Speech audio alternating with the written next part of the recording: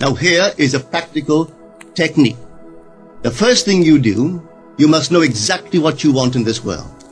When you know exactly what you want, make as lifelike a representation as possible of what you would see and what you would touch and what you would do and physically moving in such a state. For example, suppose I wanted a home, but I had no money, but I still know what I want. I, without taking anything into consideration, I would make as lifelike a representation of the home that I would like, with all the things in it that I would want.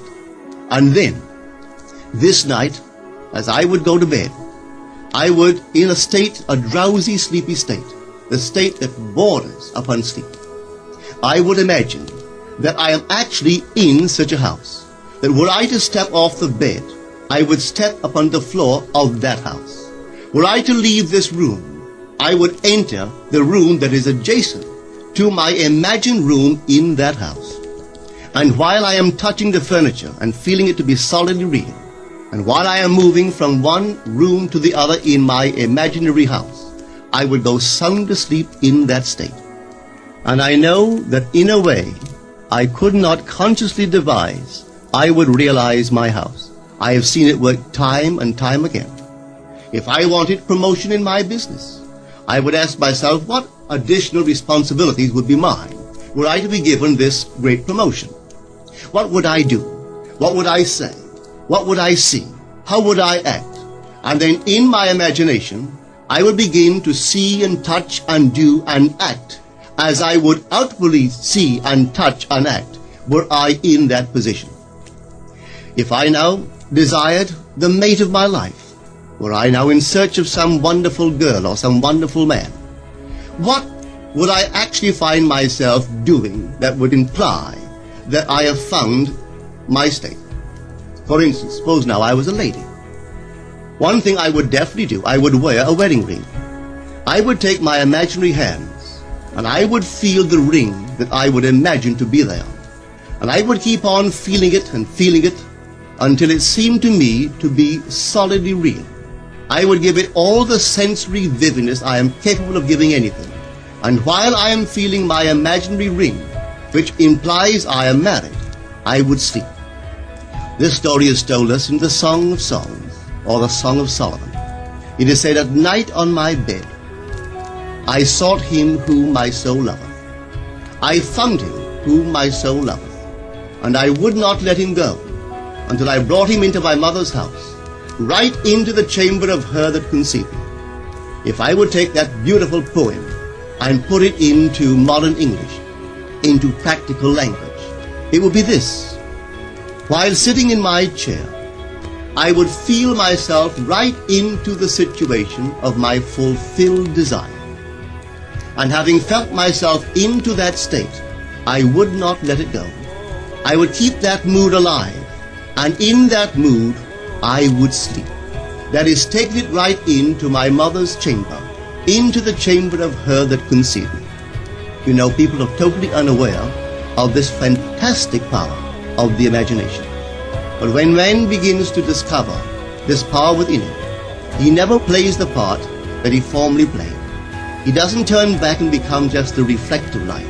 From here on in, he is the affective light. The secret of it is to center your imagination in the feeling of the wish fulfilled and remain therein. For in our capacity to live in the feeling of the wish fulfilled lies our capacity to live the more abundant life. Most of us are afraid to imagine ourselves as important and noble individuals, secure in our contribution to the world, just because at the very moment that we start our assumption, reason and our senses deny the truth of our assumption. We seem to be in the grip of an unconscious urge which makes us cling desperately to the world of familiar things and resist all that threatens to tear us away from our familiar and seemingly safe moorings. But I appeal to you to try it. If you try it, you will discover this great wisdom of the ancients, for they told it to us in their own strange, wonderful, symbolical form. But unfortunately, you and I misinterpreted their stories and took it for history when they intended it as instruction to simply achieve our every objective. You see, imagination puts us inwardly in touch with a world of states. These states are existent, they are present now, but they are mere possibilities while we think of them.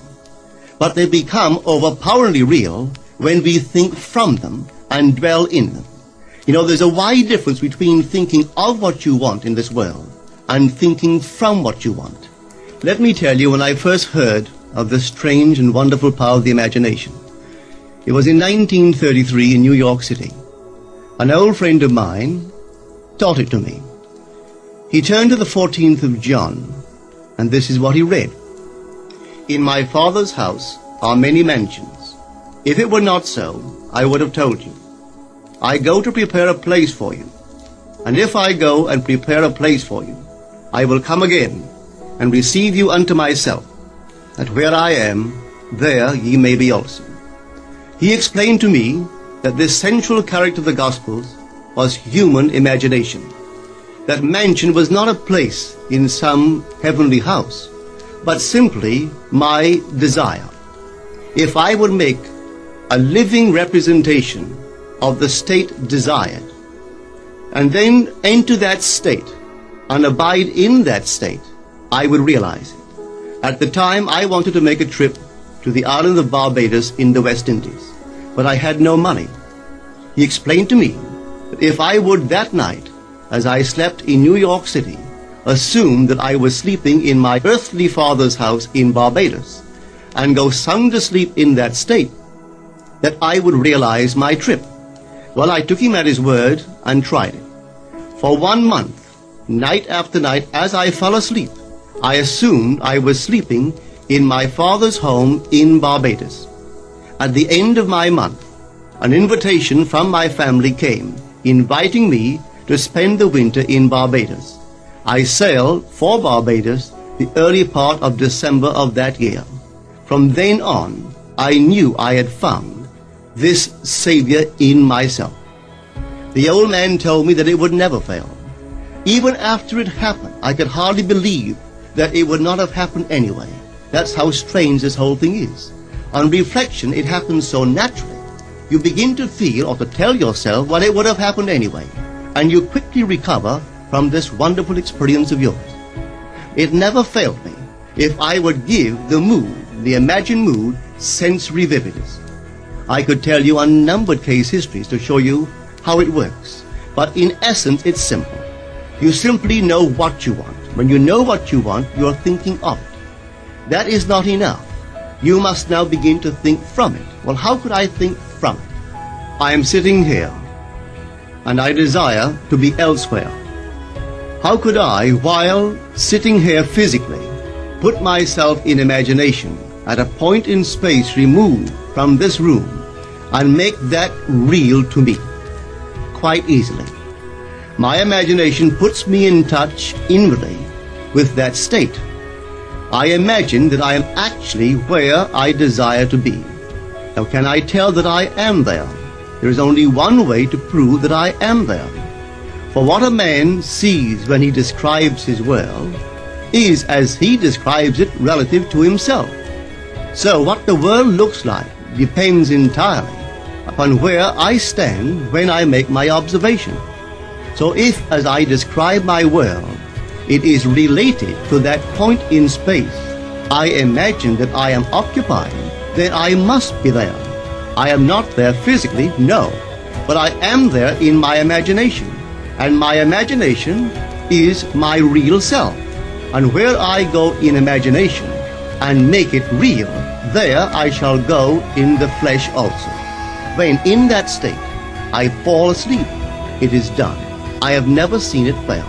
So this is the simple technique on how to use your imagination to realize your every objective.